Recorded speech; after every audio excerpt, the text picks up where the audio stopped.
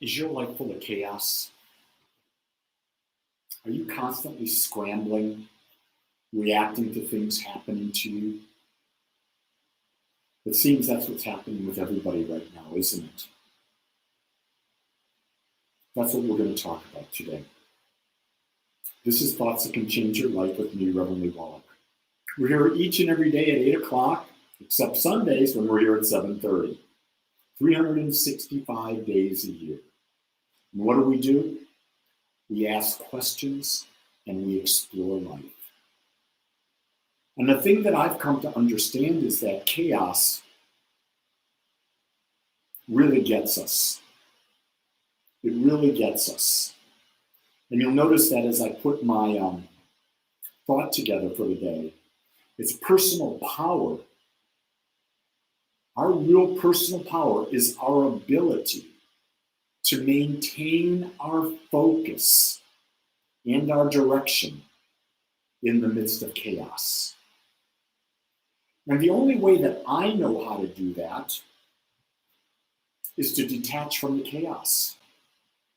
And you say, whoa, what do you mean by that?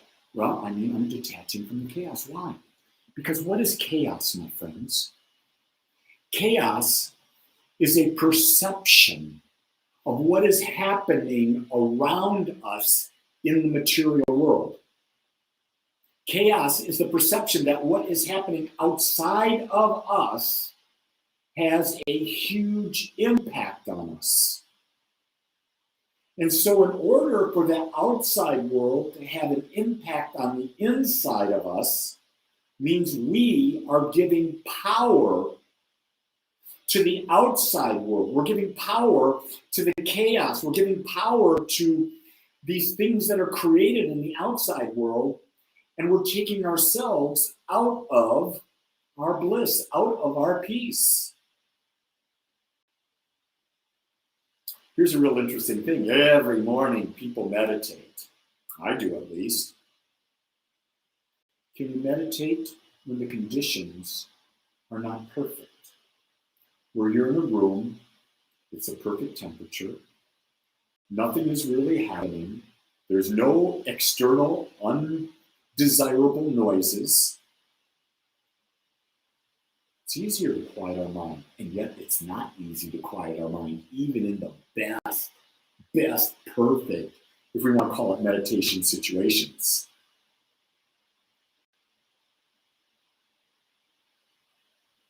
Can you do it in the midst of chaos? Can you calm and quiet your mind when things are happening so fast?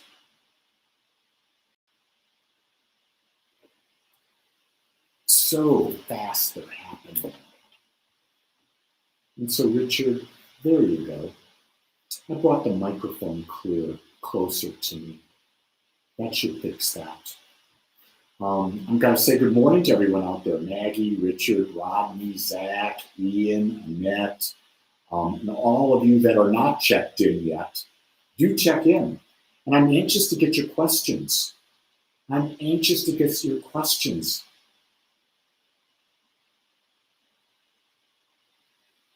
Crypto.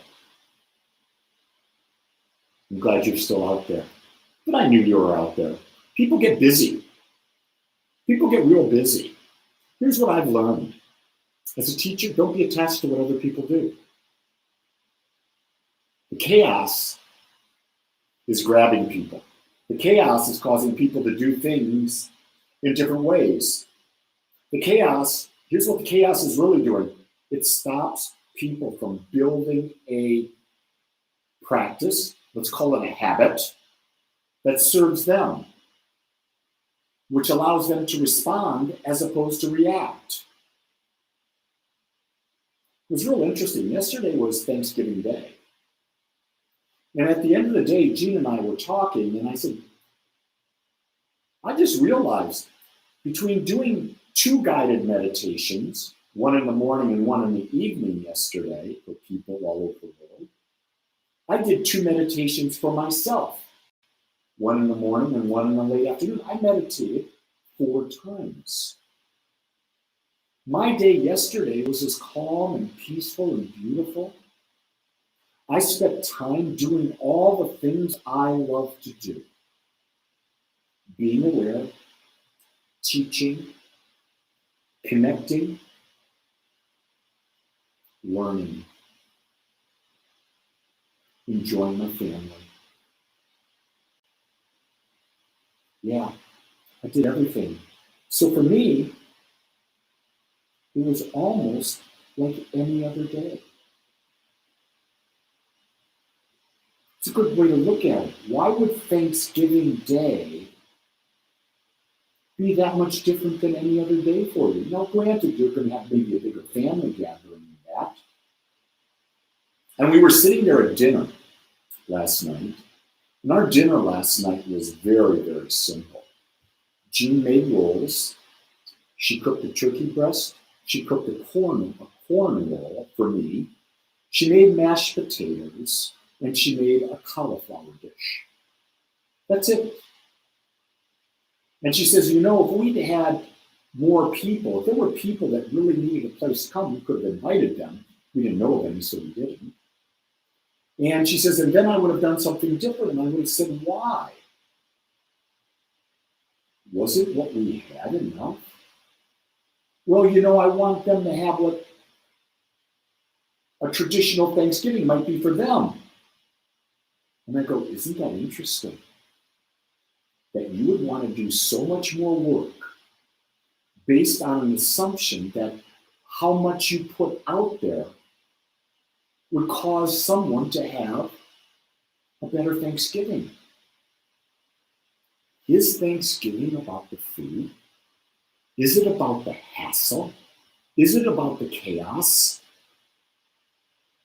Or is it just being together in a state of gratitude? Isn't it about being in a situation where you can be first grateful for yourself in your life, and then grateful for each person around you? And if you can do that, doesn't that get rid of the chaos? Chaos is everywhere. That's why I like the idea of simplifying our lives. Because when we simplify our lives, we reduce the chaos. When we reduce the chaos, we're able to more respond instead of react. How's this hitting you? What are your comments about this? What were you challenged with yesterday? I don't know. No, I don't know what my wife was challenged with yesterday. Do you know why I don't know that? Because I can't read anyone's mind. I only know what people tell me. Everything else that I may think, I'm making up in my own mind. It becomes my fantasy about the person. The same thing with everyone. We don't have any clue what's going on. When we think we do, well, what are we doing? We're creating more chaos. Chaos is running rampant everywhere you look. It's just fascinating to me. And chaos is because the ego wants to control.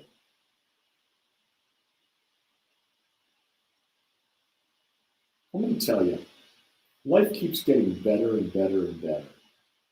And life gets better because we become more aware. The more aware we become,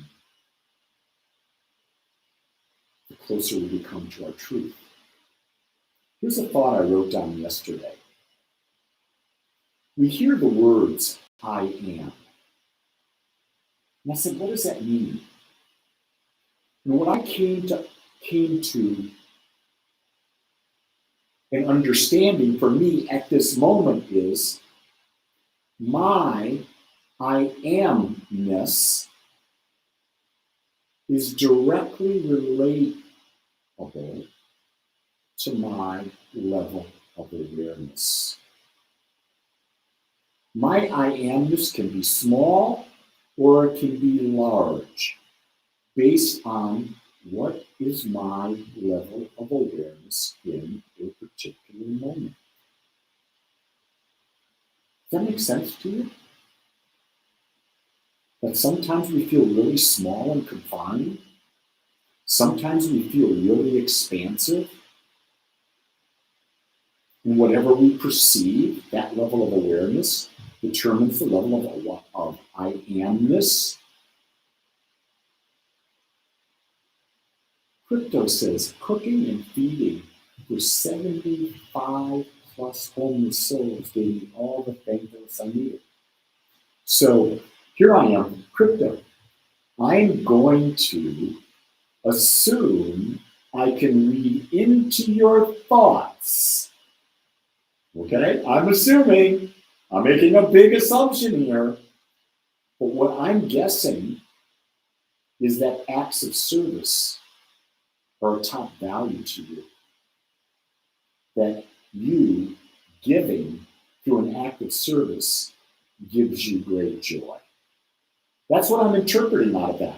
But I'm putting it out there and I'm saying, crypto, is my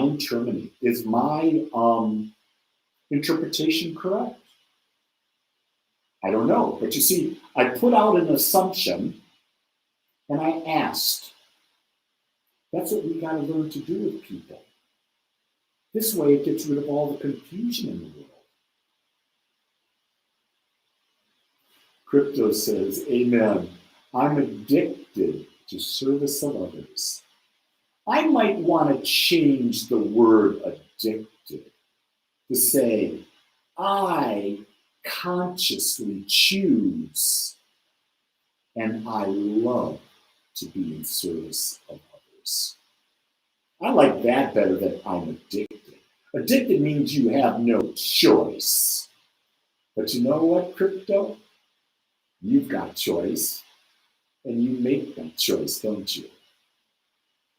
Hey, I've got a relationship with crypto going on. What happened to the rest of you people? You know, you can have a relationship here too, but you got to comment. This has got to be a two-way thing. That's what I'm trying to do with this, is make it a two-way thing so that it becomes something that's meaningful to both of us, to all of us. Conversation is one of my greatest activities that I love to do with people because I can learn about them. And by learning about them, I can learn more about myself. So I share that. Well, I'm feeling pretty complete this morning. Question I started out with, how do you deal with chaos? Can you bring yourself out of the chaos? Can you maintain your focus and your discipline in the midst of chaos? This is where your personal power lives.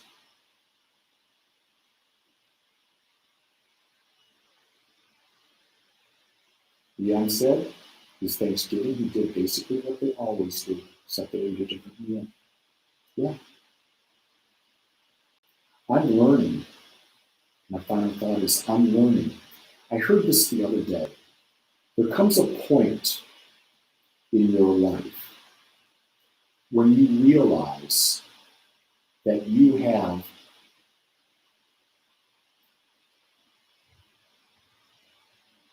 less time, less days available to live than you did before. So in other words, I realize at my age, the days I have to live keep going down because my time on the planet is more limited. And I am consciously more aware how valuable my time is. And why would I ever make a choice to do anything that doesn't serve me and serve others? Let me be really clear when I say that. When I'm saying serves me, I'm not being narcissistic. I'm saying what serves me allows me to be with others more authentically. Why would I do anything if I knew my time was limited? Why would I give up my power? Why would I sacrifice myself to chaos? Why would I give away my freedom? I don't want to live a long life without that life having high quality. And so I strip away the chaos to create the quality of life. I will live as long as I have the quality that I want in life. It's not about living a long life. It's about living a full, complete, juicy life that just brings you, I can't wait to get up and do what I do. Even if it means I can't wait to go into meditation. I can't wait to go into meditation. Not only do I love it, I love you. Because I see that you are unique, and I accept your uniqueness, because there's nothing else like you. So folks, go create your most perfect day. Because guess what? You deserve it. Until tomorrow, aloha.